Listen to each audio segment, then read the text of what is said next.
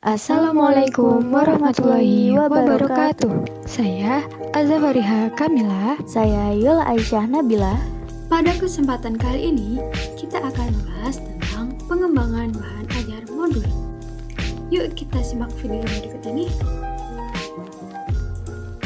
Sebelumnya, aku mau nanya nih Yul, apa sih modul pembelajaran itu?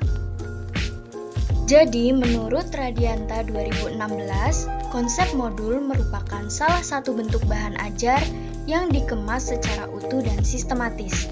Di dalamnya memuat seperangkat pengalaman belajar yang terencana dan didesain untuk membantu peserta didik menguasai tujuan belajar yang spesifik. Modul minimal membuat tujuan pembelajaran, materi atau substansi belajar, dan evaluasi. Kamu tahu nggak apa aja karakteristik modul pembelajaran?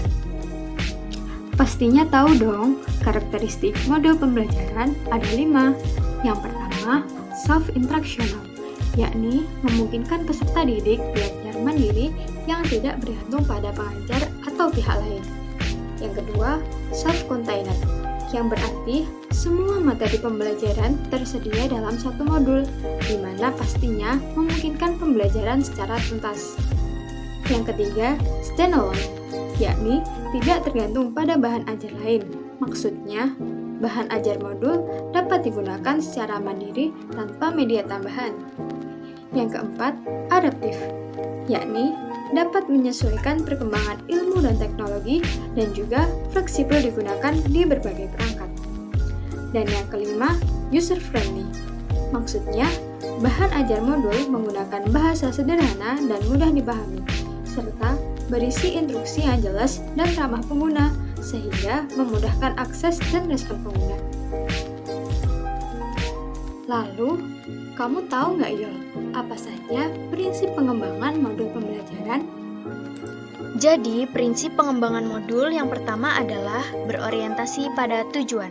Modul dirancang dengan tujuan pembelajaran yang jelas. Yang kedua, pembelajaran mandiri, memungkinkan peserta didik belajar tanpa bimbingan intensif. Yang ketiga, maju berkelanjutan. Materi disusun bertahap agar peserta didik dapat memahami secara progresif. Yang keempat, self-contained.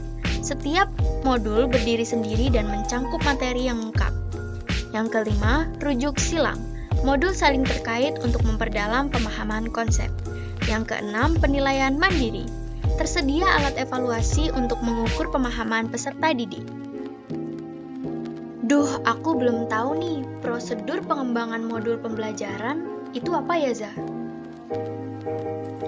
Jadi, prosedur pengembangan modul yang harus kita lakukan pertama yakni analisis kebutuhan dengan cara mengidentifikasi materi yang diperlukan peserta didik sesuai tujuan pembelajaran. Selanjutnya, pengembangan desain modul, mulai dari merancang isi, struktur, dan metode pembelajaran. Selanjutnya, implementasi atau penggunaan bahan ajar dalam proses pembelajaran. Selanjutnya, penilaian yang digunakan untuk mengukur efektivitas bahan ajar melalui tes, tugas, maupun observasi.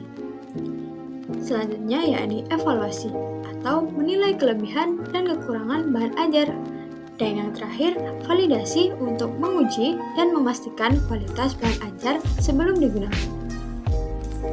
Oke, untuk contoh konkret pengembangan bahan ajar modul, kita bisa simak penjelasan yang selanjutnya. Dalam mengembangkan bahan ajar modul batik tulis, terlebih dahulu kita perlu merumuskan capaian pembelajaran. Capaian pembelajaran tersebut dapat dirumuskan sebagai berikut. Peserta didik memahami sejarah, unsur, motif, teknik, serta praktik pembuatan batik tulis melalui eksplorasi, analisis, dan praktik langsung, serta mampu menciptakan karya batik yang orisinal. Nah, dari capaian pembelajaran tadi, selanjutnya kita dapat merumuskan elemen utama. Elemen utama sendiri ada 3. Yang pertama, elemen kognitif. Memahami sejarah, unsur, motif, teknik, serta praktik pembuatan batik tulis menunjukkan aspek kognitif karena berkaitan dengan pengetahuan dan pemahaman konsep batik. Lalu, melalui eksplorasi dan analisis juga menunjukkan kemampuan berpikir kritis dan analitis dalam mempelajari batik. Elemen yang kedua yakni elemen psikomotorik. Praktik langsung dan mampu menciptakan karya batik yang orisinal menunjukkan keterampilan motorik dalam pembuatan batik secara nyata. Dan elemen yang ketiga yakni elemen afektif. Eksplorasi dan menciptakan karya batik yang orisinal menunjukkan adanya aspek afektif, seperti ketertarikan, kreativitas, dan apresiasi terhadap batik sebagai seni dan budaya. Selanjutnya, perlu merumuskan tujuan pembelajaran, indikator keberhasilan, materi, dan submateri yang dapat kita lihat bersama pada tabel berikut. Tabel keterhubungan ranah kognitif. Tujuan pembelajaran yang pertama, melalui eksplorasi sumber referensi dan diskusi, peserta didik mampu menjelaskan sejarah, perkembangan, dan motif batik tulis dengan benar. Indikator keberhasilan yang pertama, peserta didik mampu menguraikan sejarah dan perkembangan batik tulis di Indonesia. Materi pokoknya, sejarah batik tulis. Submateri pokoknya, asal-usul batik tulis dan perkembangan batik tulis dari masa ke masa. Indikator keberhasilan yang kedua, peserta didik mampu mengklasifikasikan berbagai motif batik tradisional dan modern serta makna filosofinya. Materi pokoknya motif batik, submateri pokoknya klasifikasi motif batik tradisional dan modern, makna filosofi motif batik, dan pengaruh budaya dalam motif batik. Selanjutnya, tujuan pembelajaran yang kedua, melalui pengamatan dan analisis, peserta didik mampu mengidentifikasi dan menganalisis unsur-unsur serta teknik pembuatan batik tulis dengan benar. Indikator keberhasilan yang pertama, peserta didik mampu menganalisis teknik pembuatan batik tulis serta membedakannya dengan teknik lainnya.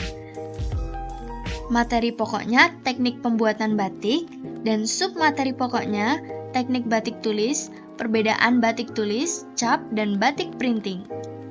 Indikator keberhasilan yang kedua, peserta didik mampu menjelaskan unsur-unsur desain dalam batik tulis. Materi pokoknya unsur desain batik. Dan submateri pokoknya garis, warna, dan pola batik, prinsip desain batik, dan komposisi dan keseimbangan. Tujuan pembelajaran yang ketiga, melalui praktik langsung, peserta didik mampu mendesain sketsa motif batik sebelum proses membatik. Indikator keberhasilannya yang pertama, peserta didik mampu merancang motif batik sesuai tema. Materi pokoknya mendesain sketsa batik. Submateri pokoknya tema dan konsep desain serta teknik menggambar sketsa batik. Indikator keberhasilan yang kedua, peserta didik mampu menyusun komposisi dan keseimbangan dalam sketsa motif. Materi pokoknya prinsip dan komposisi batik, dan submateri pokoknya prinsip keseimbangan motif serta proporsi dan harmoni warna. Tujuan pembelajaran yang keempat, melalui praktik langsung, peserta didik mampu menerapkan teknik pembuatan batik tulis dengan media yang sesuai guna menciptakan karya batik yang orisinal. Indikator keberhasilannya yang pertama, peserta didik mampu menggunakan canting dengan benar dalam proses membatik. Materi pokoknya teknik membatik dengan canting. Submateri pokoknya teknik pegang canting dan kontrol aliran malam dalam membatik. Indikator keberhasilan yang kedua, peserta didik mampu menyelesaikan karya batik dengan pewarnaan yang sesuai. Materi pokoknya teknik pewarnaan batik, dan submateri pokoknya teknik pewarnaan celup dan colet, pemilihan warna, serta proses fiksasi warna. Indikator keberhasilan yang ketiga, peserta didik mampu memamerkan karya batik yang telah dibuat dengan baik. Materi pokoknya finishing dan pameran batik, dan submateri pokoknya teknik lorot, penyajian dan display karya batik, serta presentasi karya. Agar kita lebih paham, yuk simak contoh struktur modul siswa berikut. Yang pertama yakni informasi umum yang berisi mata pelajaran, materi ajar, kelas, waktu, judul modul, kata pengantar, dan tujuan pembelajaran. Selanjutnya, struktur materi ajar. Bab 1 yaitu pengenalan batik. Yang pertama, pengertian batik tulis. Yang kedua, sejarah dan perkembangan batik tulis di Indonesia. Yang ketiga, jenis-jenis batik seperti batik tulis, batik cap, dan batik printing. Yang keempat, fungsi dan makna batik dalam budaya lokal. Bab 2, unsur, motif, dan teknik pembuatan batik. Yang pertama, motif batik dan makna simboliknya dari berbagai daerah. Yang kedua, unsur-unsur motif batik seperti garis, bentuk, warna, tekstur, dan pola. Yang ketiga, teknik membatik, teknik menggunakan canting, dan teknik pewarnaan dan pelorodan. Bab 3, media dan alat dalam membatik. Yang pertama, alat-alat membatik seperti kain mori, canting, malam, dan pewarna. Yang kedua, pemilihan media dan bahan sesuai dengan jenis batik yang akan dibuat. Bab 4, langkah-langkah membuat batik tulis. Yang pertama, menentukan tema dan desain motif. Yang kedua, pembuatan sketsa di kain. Yang ketiga, mencanting dengan malam. Yang keempat, pewarnaan dan teknik gradasi. Yang kelima yaitu penyelesaian, pelorodan, dan pengeringan. Bab 5, presentasi karya, refleksi, dan apresiasi. Yang pertama, diskusi dan apresiasi karya batik. Yang kedua, refleksi dan umpan balik dari teman sebaya dan guru. Yang ketiga, evaluasi proses dan hasil karya. Yang terakhir adalah asesmen.